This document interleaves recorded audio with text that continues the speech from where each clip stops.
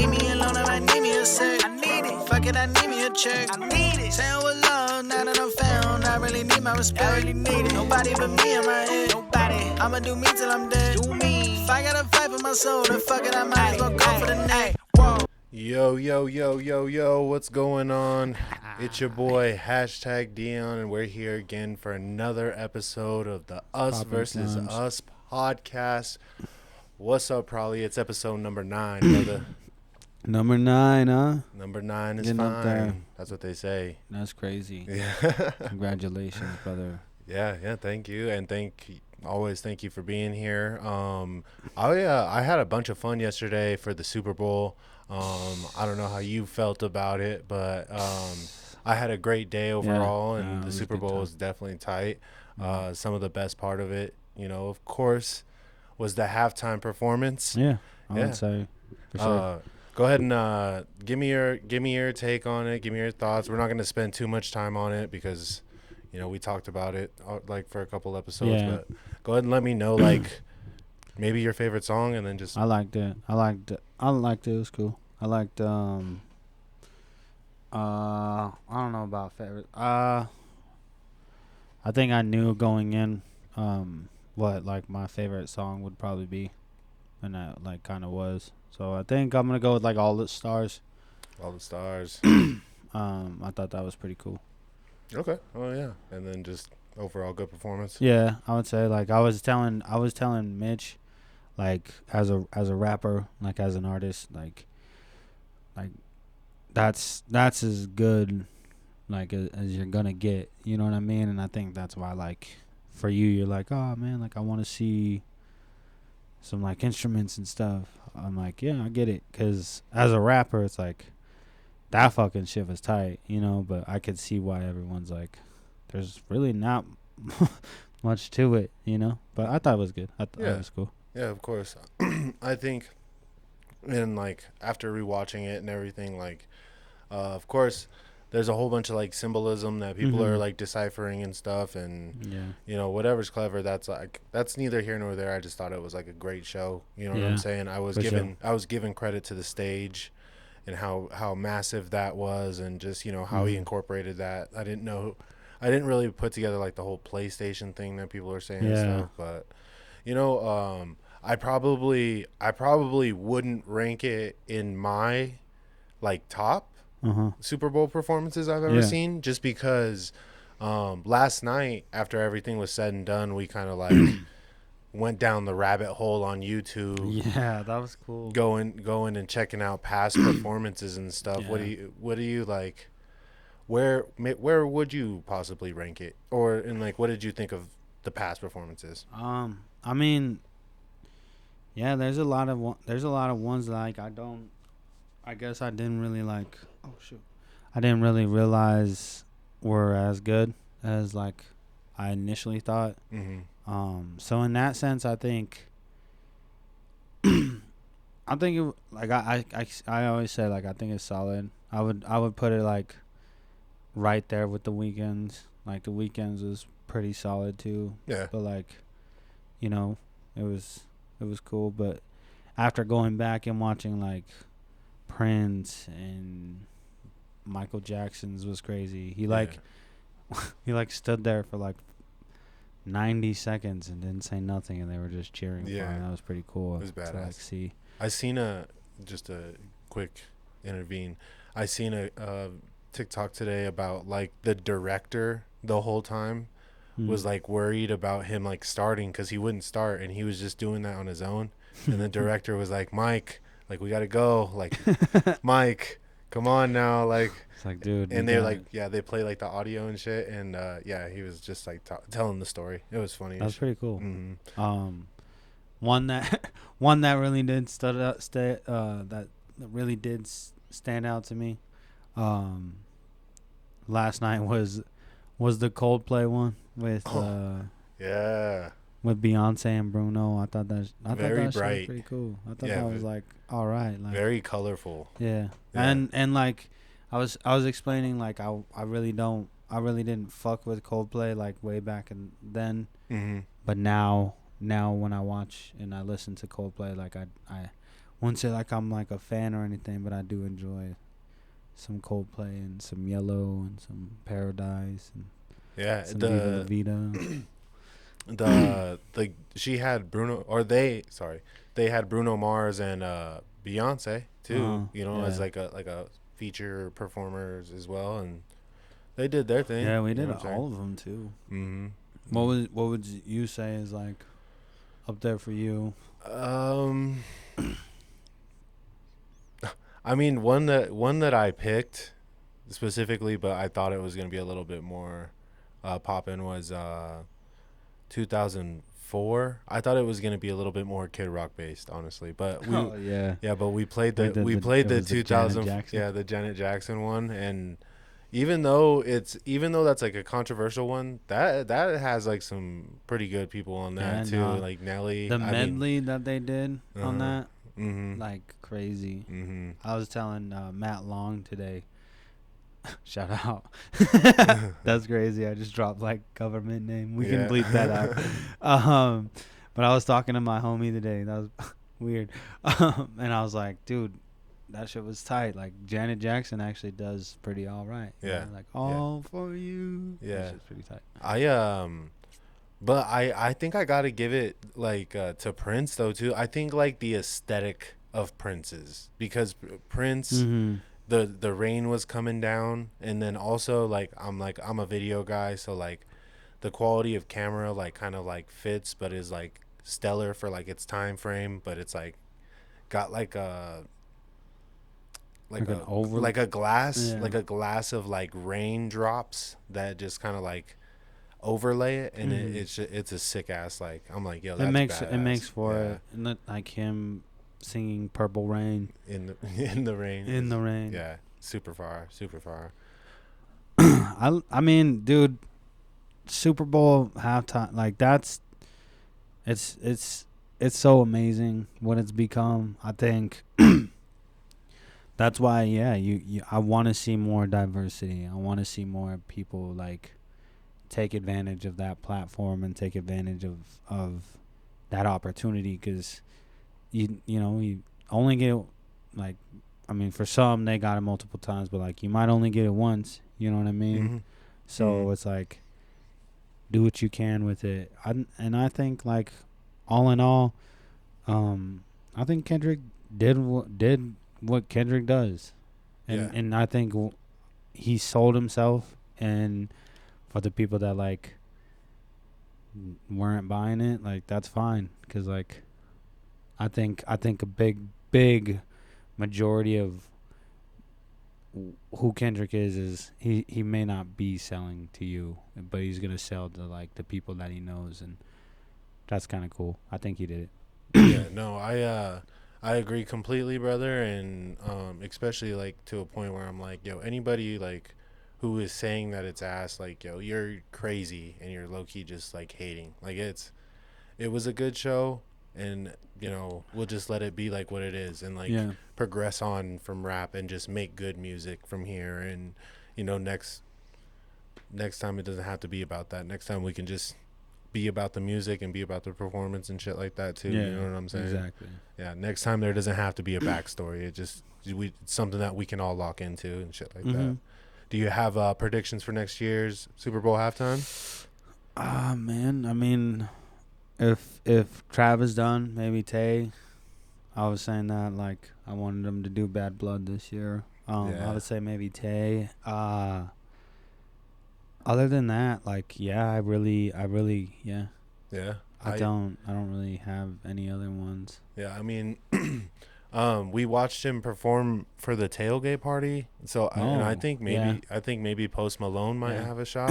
Yeah, the homie mentioned him today too. Yeah, Post. It's a good that option. would be interesting, to say the least. Like, because in a way, it is kind of like he started as a rapper, so he probably has to like touch base on that. Yeah. But I think he would do a couple of rap songs. Yeah, right? But like it's the diversity that Post Malone is. A name I'll throw out there, Miley Cyrus.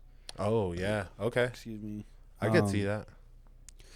Maybe that or JB.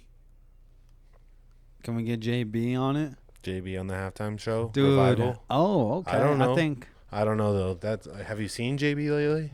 JB's going crazy. I think he looks more sane than he's ever been, but he still just doesn't look like he gives a fuck about any, like, just got a little Pete Davidson doing. Yeah, exactly. Just walking around in like sweatsuits all day. Yeah. Yeah. Well, I mean, that's cool. He does what he do. I fuck with him, and if I ever had the chance to like meet him, I would probably be like, "Yo, Jay, you're fucking sick." What's bro. up, dog? Yeah, what up, bro? No. So yeah, there's a few names thrown out. So hell yeah, we'll see. Yeah. To move on and just kind of transition over into a little something lighter. Don't ask me why, but our daughters really fuck with The Floor, as do I. You know what I mean? Yeah. They caught me watching it one time, show, and so we kind of we watched the first season, and then we started watching the second season, stopped, and then we just binge watched it over the weekend. And I mean, it just like it kind of got me thinking just about game shows in general and shit like that. Are you fucking with game shows? Like, do you like game shows, and what are some of your favorite game shows? I mean, right off top, Family Feud, right? Growing up, playing that shit, like, I think Deal or No Deal was like a big deal in our household. Like, we would watch that all together. I think that's like the most thing I remember about game shows is just like it like watching it with everybody. Yeah. And that was kind of cool. I mean, even like if you consider Fear Factor a game show, right? Like, I would. Hell yeah. Fear Factor for a little bit. So that's like the ultimate game show. Final boss game show. Yeah. No, to me, I even like.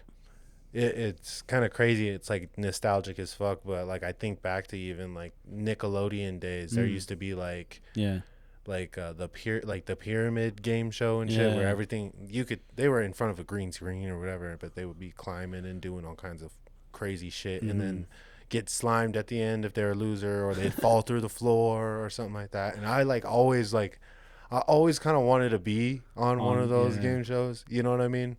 So I think that just like carries over into my adulthood and like that I well, that's like the cool thing about like game shows is like you find yourself getting like lost in them. You know what I mean? Like if there's nothing on and you're flipping like and you just find something that you're like, oh shit, this looks like, what the hell is this? Like, this looks fun. Yeah. And then you just kind of full invest. You know what I mean? Yeah. Or like. Yeah, go ahead. One thing I was gonna say is, what also matters is like the host, right? Like. Oh yeah, yeah. I can't do bad hosts, bro. I like call them out and shit like that. It's just like, but I was gonna say I think like what catches my eye with like The Floor is just like how fast. Like the answers are, and then also just like how easy they are, bro. Like they really like they dumb it down, or like they dumb it down to make you feel like you could probably compete in that. I bet when you get up there though, nervous as hell, bro. You start drawing blanks. I mean, it's the idea of like being put on the spot. You know what I'm saying? It's like, all right, you're put on the spot to like look at this picture and say what it is, and if you can't like, or name whatever. I don't know, but I think it's a good show. Honestly, I mean, I've had my fair share of episodes of The Floor, and I've done good and bad. So I think that's like the beauty also of game shows. It's like you watch it as if you're on it. Yeah. So then you're like, that's kind of what makes you invest a little bit more. But I mean, like I don't know. It's just another form of entertainment, man. I watch fucking pro wrestling. That's true. You know what I mean? So I'm like, that's some shit, and people love sitcoms, people love whatever. I think it's just funny. It's like super kind of dad of you to like really love game shows, which like is a good thing. I would say like it's very unique. Yeah, I just find myself like if I need to pick something to watch, I'd like pick one of those, and even if it's like a throwback Family Feud one, I'll still like watch it. I don't know why. And even it's crazy because like spent a lot of time watching them when we didn't have cable, so it's like I don't know why I put it back on, but I do sometimes. Watching them now. What what show have you been currently watching, or are you in any particular? Well, so there's a few. Obviously, I need to like. I've been dying to watch Invincible's new episodes that it came out. But like, other than that, like just to throw some shit that I've been watching, like Landman, I've been getting down on, which is I think it's fucking funny. I think it's dope. It's a good show. It's got Billy Bob Thornton in it. Oh, but is that on Prime? Yeah. Yeah. Okay. Yeah. I caught an episode or two of it. Yeah, it's a pretty. That fool just cracks me up. Some of the shit he says, he just like he's kind of an asshole in that. So like he's witty, and it's just he plays it pretty well. He's Billy. Yeah. Yeah. And so that's pretty fun. I think that's like where I'm at with shows though is kind of. You know, like you know me, I'll give any like any kind of media a shot, like movie wise or show wise. It's just like the shit that hooks me is good characters, right? Like good characters, good like reviews. Obviously, like I watched Landman because people were like, "Hey, like this is pretty good," and nobody ever told me to watch Landman, but I've heard good things about it. Same with like Invincible. That's kind of how I've been for the last year. It's like, this looks interesting. Let me look it up. And it's like, oh, people like this kind of. Yeah. I mean, let me see what it's about. I think I do that most. Oh man, sorry. I think I do that mostly around like Academy time. Yeah. You know what I mean? Like once I like see that like it's nominated, I'll be like, all right, well, if it's nominated, it's got to be good. You know what I mean? For sure. I mean, that's kind of how I stumbled upon that Godzilla -1. And I like swear to everybody is the best Godzilla movie like ever made. Yeah. And it's so good and visually appealing, and it's because of like it being nominated for like academies and for like rave reviews that I like. I was like, all right, I'll give it a shot. You know. So I mean, you gotta love it. That's part of being like a entertainment connoisseur, right? Like give it a shot. Yeah, have an open mind. Yeah, too. Yeah. But how'd the floor go? I want to know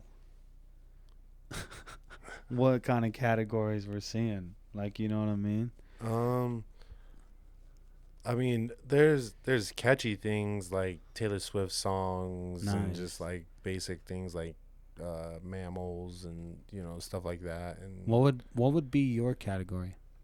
I think because I've thought about it, I think that I would probably do like sports logos or something. Dang. Yeah, like I would like blank sports logos or something. Yeah. Because I think I probably would recognize those the most. I've also, because we've talked about it, me, Z, and Mila. I've also thought about doing maybe like shoes or something. That'd be kind of cool. Yeah. I think I would, and I've said this ever since I watched the show. I think I would do like professional wrestlers. Yeah. Got to. Yeah, that would be your. Because you can go deep in the bag with that. You know what I mean? Yeah. Like, you would know, like a lot of people that... Most people know The Rock and Stone Cold, bro. And you would know. You would know. Stone Cold, John Cena, Undertaker. That's like anybody knows. Yeah, but you would... I think you would definitely fucking kill it with that. Hell yeah. I would... Because, can't you get, like, strategic about it, too? Yeah. Well, it's... So if you win like 3 in a row, you get like a 5-second like bonus whenever you want to use it. Once whoever wins the most squares at the end of the night, they win like $20,000. So like the strategy is really just like either hanging on to like your category, like, you know what I mean? If you get challenged though, your category is up, and then you inherit somebody's category. So once you inherit somebody's category, it's kind of like up for toss on if you're gonna, be good or not. So the idea is to keep your category, get as many squares as you can, and try to 1v1 everybody, dog. 1v1 me. 1v1. So we'll just like head on into our sports segment for this evening. And since the football season is over and the Super Bowl just happened, we're gonna go ahead and flip the switch and go on over to the Nuggets season, brother, who actually had a pretty uneventful trade deadline. It was it was the most uneventful you could be. Yeah, one of only 4 teams to not make a trade at the deadline. Yep. And I think we've talked about it repeatedly on the show, just about how much, we think we need, like maybe one missing piece. Yeah. Do you want to talk about that, or do you want to talk about what happened around the NBA? Because there were some splashes, and we haven't had a chance to talk about it podcast style. Yeah. Let's do both. One thing I will say about the Nuggets and them not making a move is,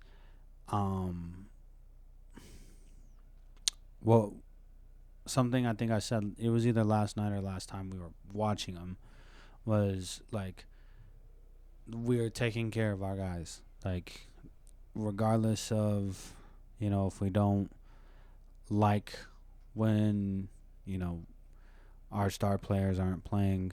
I think it's important to note that guys are stepping up, and as a whole, I think we are kind of more focused on like the health portion of things. But yeah, I would love for them to fucking trade for a backup center though. Yeah, we kind of need the big guy right now. We're rocking DeAndre, who is doing his good 10 minutes a game, but we need somebody who can, fill in and keep the momentum. Yeah, we need a young guy that can bounce, man. That can kind of be something different. You know what I mean? I would say. But so, do you think a trade fails at the deadline because like we can't make it happen, or like is somebody like we don't have? Well, there was like a lot of names. We don't have value. But there was like a couple names that, like, obviously, like before the deadline we were linked to, but then when the deadline approached, it was like, like what happened. But from what I read, we made who we thought was going to be available, which was Zeke, Dario, and whatever freaking draft picks we have. You know what I mean? And so it's like, that's not a very enticing package. But when I look at like some of the trades that were made around the NBA, it does kind of make me like, we probably maybe could have done that. Like Giannis Valanciunas. Yeah.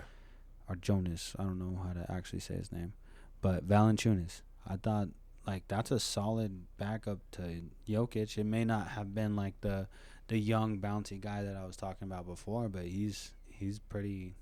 Yeah, he's solid. Good. Yeah. And then another guy was like Chris Boucher, or Boucher, that we were linked to, and we couldn't pull the trigger to Toronto for whatever reason. Oh my God.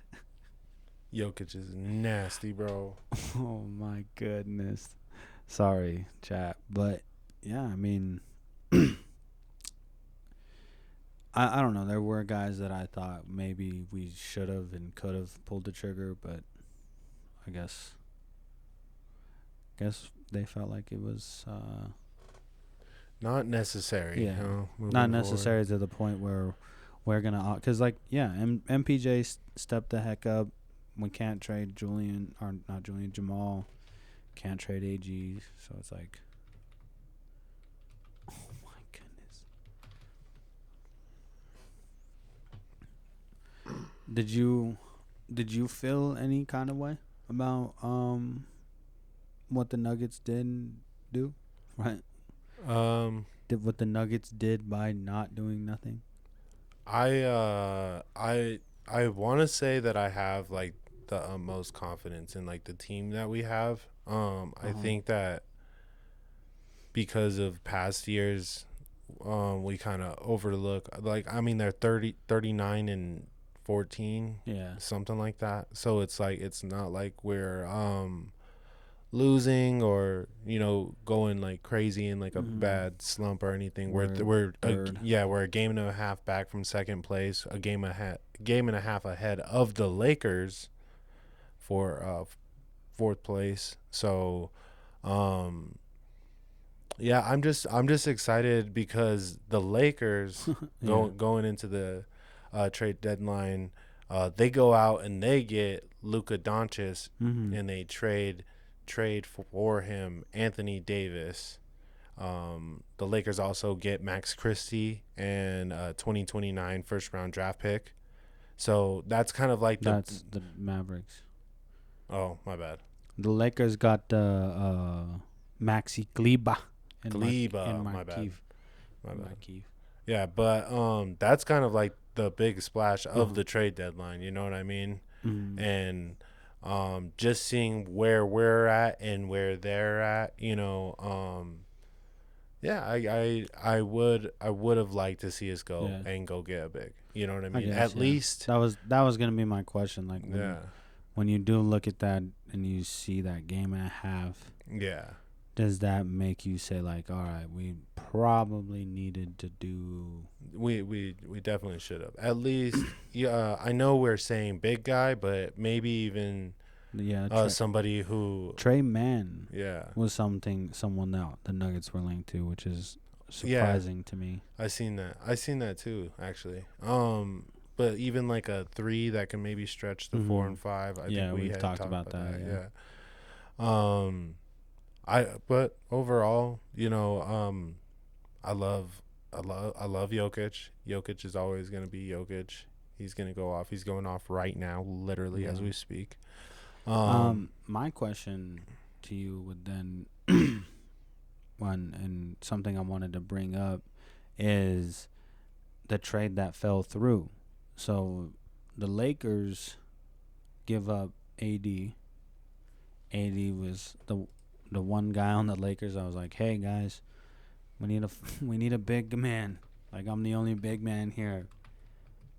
So you trade your only big man, but then you try to trade for Mark Williams, but the trade falls through. So now the Lakers don't have a big man. Even with Luka, do you think that the Nuggets still have the advantage over the Lakers, given Jokic is who he is? Yeah, because he's gonna find a way to score. He's gonna use his like size and his, you know, post moves to his advantage in as many situations as he can. You know what I mean? And even with the big guys that they do have, they'll probably get into foul trouble, like trying to stop him. You know what I mean? Well, yeah. Let's look at what big guys they do have then, because who's their? I mean, even if you think LeBron is gonna play 5, I would have to be like Rui or small advantage in the post though. You know what I mean? But the backcourt, Jackson Hayes is their guy. But the backcourt game increases for them. You know what I mean? Because then you got Murray guarding Doncic, right? Yeah, probably. Either that or Christian. Probably Murray, I would think. I don't know. And stuff. Our guys are hurt right now. If we focus on health. Maybe Russ, I would say. Possibly. On Doncic. Yeah. You definitely see all of them. He definitely, like, that's what I think that should happen. I mean, we don't have, like, a solid, like, one guy that can guard a scorer like Doncic. I think he's too big for Murray. Well, maybe that's something we can focus on next year. Yeah. Or something. Like going to get in the off season. Yeah. Because or the buyout market, I don't know. Yeah. But I mean, let's talk about the Luka trade, because that's something that I think we should maybe dive a little bit deeper in, because that's huge. It's huge. You give up your star player in the Dallas Mavericks. If not, like, I mean, he was like the second coming of Dirk in a way, you know. So, and you get AD back, who then strains his abductor, in his first game as a Maverick. So, I mean, all this happened in a matter of one Saturday night. We were just chilling, and then we were about to go to bed. And initial thoughts on the impact league-wise, and a little bit more in-depth impact on what you think you'll see from the Lakers immediately, wise. All right. I mean, in essence, you know, league-wise, I think it really puts things into perspective that, you know, business is business. You know, like, really you can't trust, you know, some people, you know, because really it really felt like he was, like, their guy. You know what I mean? And it really felt like they were invested into him. And I'm not sure what happened or whatever, but you know, a trade happening overnight sucks, and you could see how it affected everybody, like, emotionally, from the people directly involved to people even in the league who were just like, who felt for these guys, man, who are just like, damn, bro, like, how are they just gonna do this to this guy, man? Like, you know what I mean? So I think now that the Wade is kind of like settled, everybody's kind of ready to get back the ball and everything like that. But the second part of the question is, what do we see from the Lakers immediately? I think probably it's going to take them a little to, like, at least, like, coagulate. You know what I mean? I don't see a system, especially like a system like the Lakers, where he's just plug and play and drop 50. You know what I mean? He's gonna have to warm up to the team. I think he's still even just getting his C legs, his LA legs in general, because I still see him on the sideline and he looks disconnected somehow, or like just out of place, I guess you could say, more than it. But I think he's starting to ease into it. Seeing him smile more, it looks like it's gonna be like a positive thing. Once they get that down, I think LeBron and him will probably share the ball quite a bit. You know what I mean?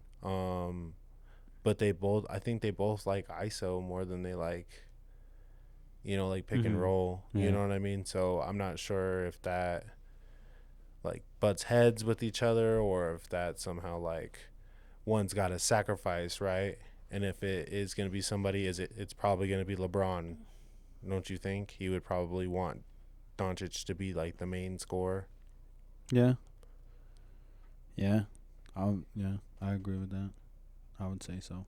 Yeah, so LeBron takes a step back. He kind of, you know, feels more into, like, a facilitator role, but still gets his 18 to 20 a night.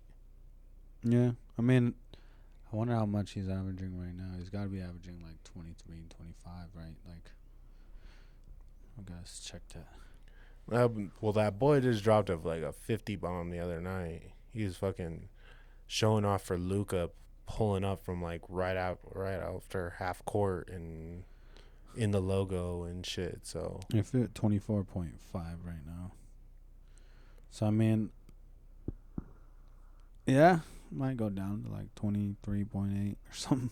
Where do they get their other scoring from? Austin Reeves. Yeah, he had a good game. Austin Reeves, Gabe Vincent. Not Mark Williams anymore. Haha, Lakers fans. Connect though. Yeah. Bronny. Bronny's got his shout out. He had a sick and one. So. And he had his first 3 since the last time we talked. Yeah.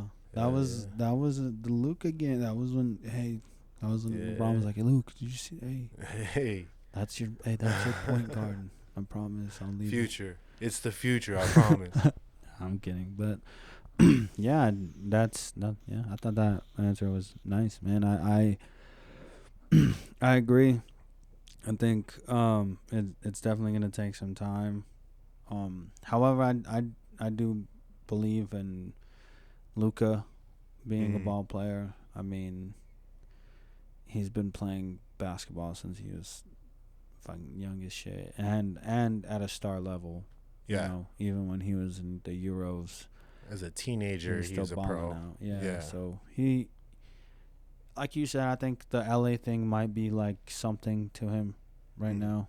But I mean, if there's anything that Luka probably wants to do right now, it's probably just, like you said, get back to playing basketball. I think it's unfortunate what happened to AD, though, because I was really excited to see. I mean, I'm still excited, and we will see, but yeah, like definitely. That's probably a team I'm a little bit more scared of than.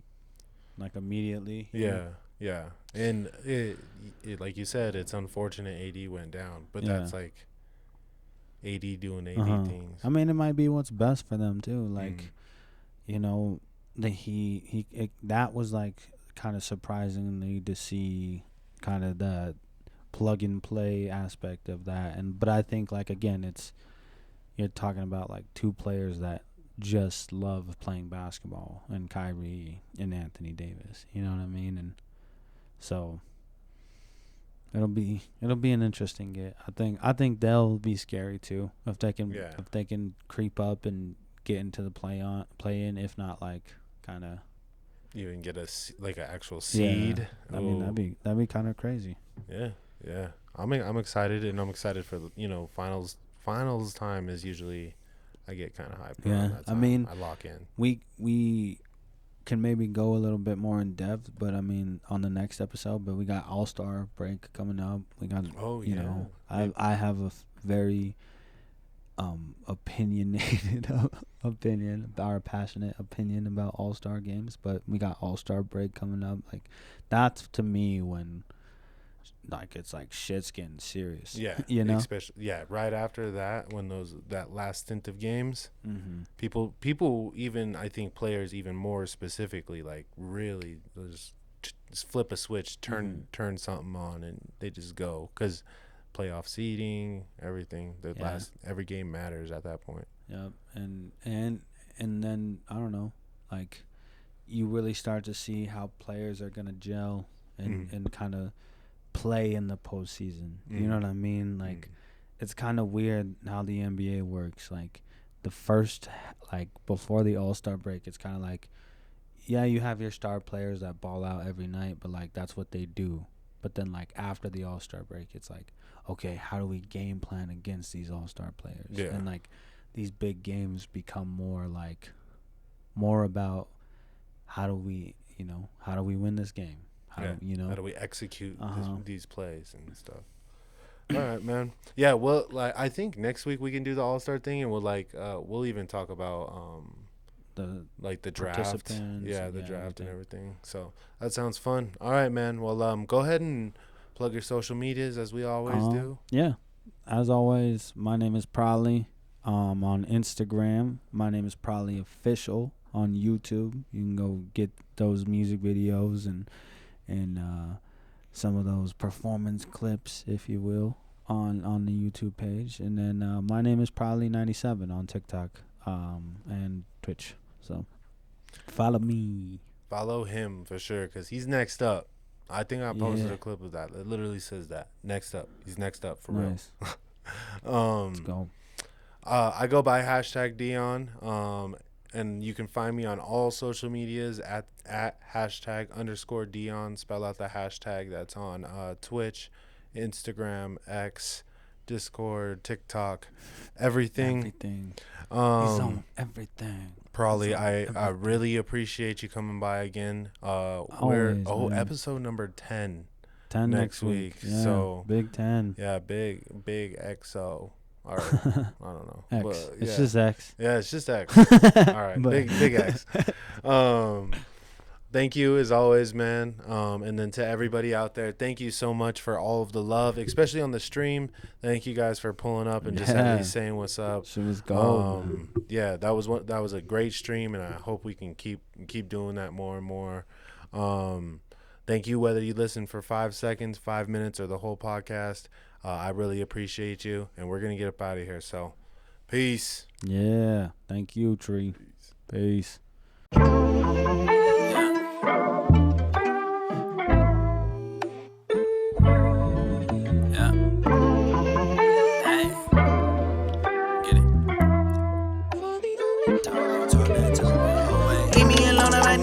I need it. Fuck it, I need me a check. I need it. Saying with love, now that I'm found, I really need my respect. I really need it. Nobody but me in my head. Nobody. I'ma do me till I'm dead. Do me. If I gotta fight for my soul, then fuck it, I might as well go for the neck.